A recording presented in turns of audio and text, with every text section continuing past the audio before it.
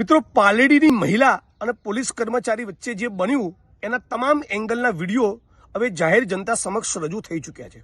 બહુ સ્પષ્ટપણે દેખાય છે કે પેલી મહિલાએ જેની પર પોલીસે હાથ ઉગામ્યો એ મહિલાએ નિર્વિવાદપણે 1% ડાઉટ નથી કે પોલીસ કર્મચારીની ઉશ્કેરણી કરી હતી।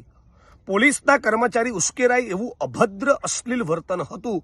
અત્યંત છેલ્લી કક્ષાની નિમ્ન કક્ષાની ગાળોનો વરસાદ એ બેને કર્યો અને એના પગલે પોલીસ કર્મચારી ઉશ્કેરાયા। આ બાબતે મારે બે જ વસ્તુ કહેવી છે। મુદ્દા નંબર 1,1000% મહિલાનો વાંક છે। એ મહિલાએ જે ભાષાનો, જે શબ્દોનો, અશ્લીલતાનો પ્રયોગ કર્યો, ટાઈટ જડબે સલાક એફઆઈઆર એની સામે થવી જોઈએ। એ અને આવા બીજા કોઈ પણ માણસો હોય જે પોલીસ કર્મચારી સાથે આવું વર્તન કરે, બધા ખોડ ભૂલી જાય એવી જડબે સલાક એફઆઈઆર કરો, જડબે સલાક ચાર્જશીટ કરો અને 6 મહિનાની ટ્રાયલ પૂરી કરી આરોપી દોષિત સાબિત થતો હોય તો બેનને જેલના સળિયા પાછળ મોકલો। પણ ફરી કહેવા માંગુ છું, આવું 2 કે નહીં 1000 બેનો વર્તન કરે તો પણ નેતાનો કે પોલીસ કર્મચારીનો જાહેરમાં ફટાકા મારવાનો, લાફા વીજવાનો, દંડો લઈને દોડવાનો પણ અધિકાર બનતો નથી। એટલે આ બંને પ્રકરણમાં મહિલા પણ ખોટી છે 1000% અને લાફો મારનારા પોલીસ કર્મચારી પણ ખોટા છે।